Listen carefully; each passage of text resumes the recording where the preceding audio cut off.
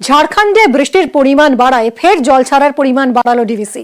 মাইথন এবং পাঞ্চেত থেকে জল ছাড়ার পরিমাণ বাড়ানো হয়। পাঞ্চেত থেকে ছাড়া হচ্ছে 34,000 কিউসেক জল, মাইথন থেকে ছাড়া হচ্ছে 6,000 কিউসেক জল। একই সঙ্গে ঝাড়খণ্ডে মেসাঞ্জোর জলাধার থেকেও ছাড়া হচ্ছে জল। পশ্চিমবঙ্গ সরকার নিয়ন্ত্রিত এই জলাধার থেকে ছাড়া হচ্ছে 3,000 কিউসেক জল। সিউড়ির তিলপাড়া থেকে ময়ূরাক্ষীতে ছাড়া হলো 2,000 কিউসেক জল। বিভিন্ন জলাধার থেকে জল ছাড়ায় ফের দক্ষিণবঙ্গের বেশ কয়েকটি এলাকায় নতুন করে জল বাড়ার আশঙ্কা।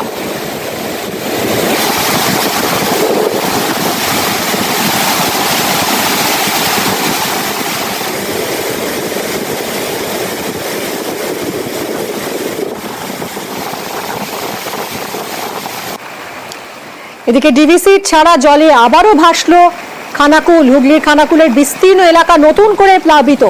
টানা বৃষ্টি এবং ডিভিসি ছাড়া জলে নতুন করে দুর্ভোগ। জল কমতে শুরু করেছিল, কিন্তু তারপর নতুন করে বিপত্তি। বিভিন্ন গ্রামে জল ঢুকতে শুরু করেছে, আবার নতুন করে বিচ্ছিন্ন হয়ে পড়েছে বেশ কয়েকটি এলাকা। শুভদীপ আমাদের প্রতিনিধির সঙ্গে কথা বলবো। শুভদীপ, সবে একটু পরিস্থিতির উন্নতি হতে শুরু করেছিল, তার মধ্যেই এই ঘূর্ণাবর্ত, নিম্নচাপ, জোড়া ফলা এবং ডিভিসি থেকে জল ছাড়া হচ্ছে, আবারও প্লাবিত খানাকুল। ঠিক কি ছবি এই মুহূর্তে?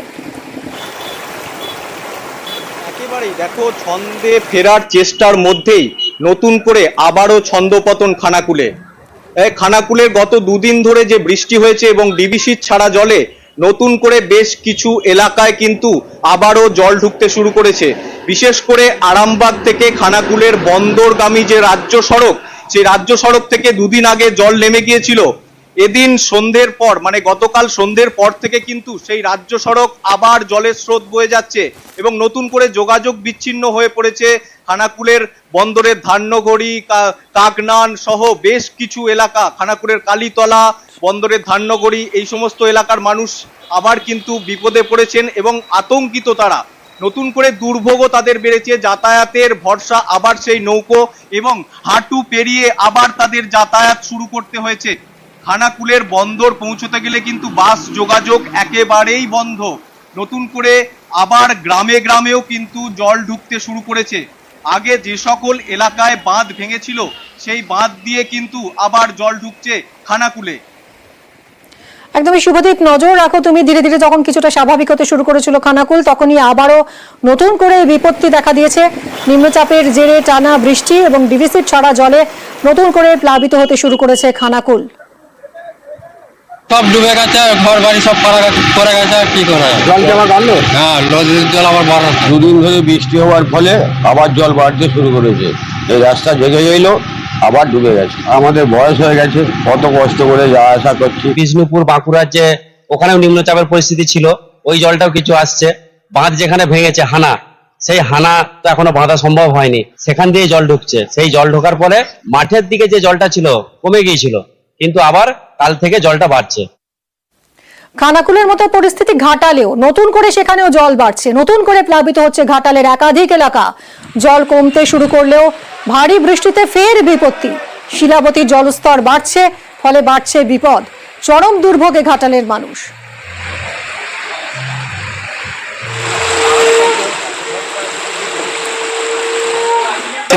জল বাড়ছে। কিভাবে যাতায়াত করছেন? এই তো এখন তো নৌকো টাঙ্গা যায়নি, এবারে হেঁটেই গিয়ে যাতায়াত করছে। সামনে তো পুজো। সামনে পূজা, এখন পূজা হবে কিনা তার ঠিক নেই। বন্যার জায়গায় পূজা কি করে হবে? প্যান্ডেল কিছুই হবে না, কিছু না। জল তো একটু মরে গেছিল, আবার জল বেড়ে গেছে। কি সমস্যা হচ্ছে? প্রচুর অসুবিধা হচ্ছে। ডোঙা করে ছেলেদের টিউশন, স্কুল, ছেলের ডাক্তারখানা দেখাতে যেতে পারিনি। ডুলুং নদীতে স্নান করতে নেমে তলিয়ে গেল পড়ুয়া। ঝাড়গ্রামের ডুলুং নদীতে স্নান করতে নেমে বিপত্তি। জলের স্রোতে তলিয়ে যায় 10ম শ্রেণীর পড়ুয়া। প্রথমে জলের স্রোতে ভেসে যায় 8 বন্ধু। 7 জন কোনো ক্রমে উঠে আসতে পারে, কিন্তু তলিয়ে যায় একজন। নিখোঁজ একজনের সন্ধানে গতকালই নামানো হয় ডুবুরি। আজ সকাল থেকে উদ্ধার কাজে বিপর্যয় মোকাবিলা বাহিনী। ওরা কাল দুপুরে স্কুল গেছিল, স্কুলের থেকে প্রজেক্ট জমা করে বলে গেছে ওরা। সেখান থেকে ওরা 8 বন্ধু মিলে ছোট ভাড়া করে চলে এসেছিল এখানে জেলকিগড়ে। দিতে 8 বন্ধু মিলে এসে 5 জন নদীর সামনে চলে এসেছিল, দিয়ে ওরা নদীতে জলে নেমেছিল। সেখান থেকে ওই ভাঙনা ছেলেটা জলে ভেসে যায়। আর বাকি দুজনও জলে নেমেছিল, কিন্তু তারা কোনো রকমে উঠে যায়। এদিকে কংসাবতীর বাঁধ ভেঙে প্লাবন পরিস্থিতি, নতুন করে পাঁশকুড়ার বিস্তীর্ণ এলাকা প্লাবিত। বাঁধ ভেঙে জলে ভেসেছে বহু বাড়ি, ভিটে মাটি হারিয়ে সর্বশান্ত হয়েছে বহু পরিবার। কি পরিস্থিতি, কথা বলবো সুজিত আমাদের প্রতিনিধির সঙ্গে। সুজিত, সামনেই পুজো, তার আগে আবারও এই অবস্থা। দেখো, পরিস্থিতি ক্রমশ জটিল হচ্ছে, কারণ বন্যা পরিস্থিতির উন্নতি হচ্ছে না, অবনতি হচ্ছে।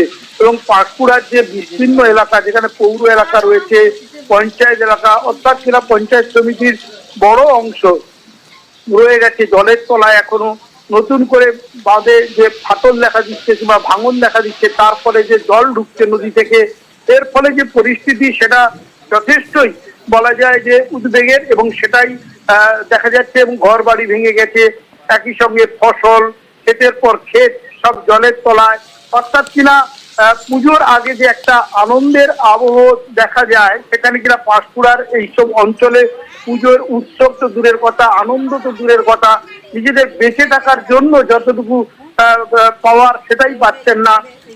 তারা ত্রাণ নিয়ে অভিযোগ করছেন, ঘর বাড়ি যে ভেঙে গিয়েছে সেগুলো কিভাবে আবার মেরামতি হবে বা নতুন করে হবে, সেসবের কথাই তারা জানাচ্ছেন। এবং যা নিয়ে পঞ্চায়েত কিংবা পুরসভা কিংবা পঞ্চায়েত সমিতি, তাদের মধ্যে শুধুমাত্র টানাপোড়েন চলছে, কথার টানাপোড়েন। কিন্তু মানুষ চাইছেন কথা নয়, কাজ, অর্থাৎ তাদের পাশে দাঁড়ান প্রশাসন। অনেক ধন্যবাদ সুজিত। সাপ ফাপ ঢুকছে আর জল যাচ্ছে, ঘরের বেটা ছেলেরা সব কাজ ফাজ, কারখানা ফারখানা জলে ভর্তি, বাথরুমের জল, নোংরা জল সব যাচ্ছে, ট্যাপ ফ্যাপ সব বন্ধ, জল ফল খাবার জল ফল নিতে পারছি না আমরা। ছোট ছোট বাচ্চাদের সব রোগ হয়ে যাচ্ছে। এই এলাকার দিকে যতগুলো বাড়ি রয়েছে সব ভেঙে পড়তেছে, জিটা বেড়ার বাড়ি সব। একটা করে তিরপল মাথায় চাপা দেবো না, নিচে বাচ্চাদেরকে জল জব জব করে সব করতেছে, ঘরের জল ঢুকতেছে। আমরা এক হাঁটু এক কোমর করে জল পেরি পেরি বাচ্চা বাচ্চা সব যাচ্ছে দোকান ফোকান। কিছু কিছু মানুষজনের ঘর বাড়ি ভেঙে গেছে, মানুষ সব অসহায় অবস্থার মধ্যে রয়েছে। পুনরায় আবার কংসাবতী নদীর জল বেড়েছে, তাহলে পুনরায় আবার ভয়াবহ অবস্থা, বন্যার ভয়াবহ অবস্থার মধ্যে থাকবে। খাল সংস্কার করা হচ্ছে না, প্রত্যেক বছর পাঁশকুড়াতে বান হচ্ছে, বন্যা দেখা দিচ্ছে। খালের ওপরে ঘর বাড়ি অবৈধভাবে নির্মাণ করে বসে আছেন, খাল সংস্কার করছেন না, জল নিকাশি ব্যবস্থা নেই। এই যে চাষিরা অসহায় অবস্থায় পড়ে আছে, তাদের ধানের জমি চলে গেছে, ফুল চাষ চলে গেছে, চাষিদেরকে ঋণ মুকুব করুক উনি দিদি। গ্রাম পঞ্চায়েতে হাউস গ্র্যান্ট, যারা আংশিক ক্ষতি এবং সম্পূর্ণ ক্ষতি, তার আবেদন ফর্ম নেওয়ার জন্য আমরা ফর্মগুলো গ্রাম পঞ্চায়েতে দিয়ে দিয়েছি। যারা ক্ষতিগ্রস্ত হয়েছে তারা ফর্ম দেবে, পরবর্তীকালে সরকারি নিয়ম অনুযায়ী তদন্ত করে যারা প্রকৃত ক্ষতিগ্রস্ত তারা রাজ্য সরকার যে ক্ষতিপূরণ ঘোষণা করবে সে ক্ষতিপূরণের টাকা পাবে। পাঞ্চেত মাইথনের আগেই ঝাড়খণ্ডে আরো দুটো ড্যাম, এ নিয়ে খাতায় কলমে পরিকল্পনা হয়েছিল, কিন্তু বাস্তবে হয়নি। ডিভিসি আধিকারিকের মতে প্রস্তাবিত এই দুটি ড্যাম তৈরি হলে ডিভিসি ছাড়া জলে পশ্চিমবঙ্গের বিস্তীর্ণ এলাকা এভাবে ভাসতই না। উত্তাল বরাকর দামোদর সামাল দিতে বাঁধ, জল ধরে রাখা হয় জলাধারে, দরকার মতো জল ছাড়া হয় হিসেব কষে। কিন্তু অতিবৃষ্টি হলে বেশি জল ছাড়তে হয়, বিস্তীর্ণ এলাকায় তখন বন্যা পরিস্থিতির সৃষ্টি হয়। ঠিক যেমন ডিভিসি ছাড়া জলে ভাসছে দক্ষিণবঙ্গের বিস্তীর্ণ এলাকা। 9 সালের পর থেকে এত জল কোনোদিন ছাড়েনি, 3.5 লক্ষ কিউসেক জল ছেড়েছে।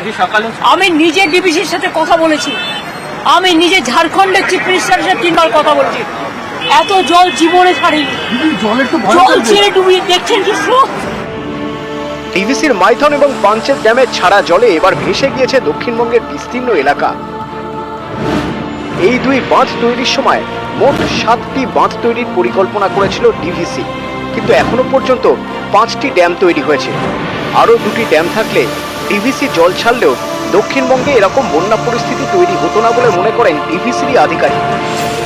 हम लोग को तो 7 डैम बनाना था, 4 ही डैम हम लोग बनाए, बाद में 5वां डैम तेनूघाट बना, उसमें भी फ्लड कुशन नहीं है। तो अगर पूरा सिस्टम बन गया रहता तो शायद उसका और ज्यादा फायदा होता। तो चूंकि आधा काम ही हुआ था तो कभी कभी ये सब इस टाइप का समस्या आ जाती है। দামোদরের উপর রয়েছে ডিভিসির পাঞ্চেত ড্যাম, বরাকরের উপর মাইথন, পরে বরাকরের উপরে তিলাইয়া এবং কোনার ড্যাম তৈরি করে ডিভিসি। এছাড়া পাঞ্চেতের আগে দামোদরের উপরে তৈরি করা হয় তেনুঘাট। এই পাঞ্চেতের 100 কিলোমিটার আগে ঝাড়খণ্ডের দিকে বোকারো ড্যাম এবং মাইথনের 60 কিলোমিটার আগে বলপাহাড়ি ড্যাম তৈরির পরিকল্পনা থাকলেও তা বাস্তবায়িত হয়নি।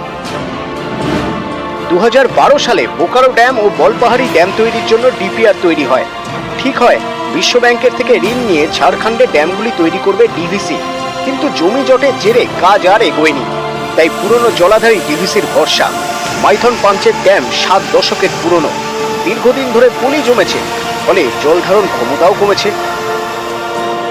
पॉली को साफ करने का तो बहुत खर्चा है उसमें, पॉली कहाँ रखेंगे उस पर भी इन्वायरमेंटल इशू भी इसमें है कि अगर हम पॉली को डैम के ऊपर तरफ रखेंगे तो अगला साल मानसून में बह के फिर डैम में चला आएगा, और डैम के नीचे तरफ रखेंगे डाउन स्ट्रीम में तो फिर नदी में बहते हुए दुर्गापुर बराज को चोक कर देगा।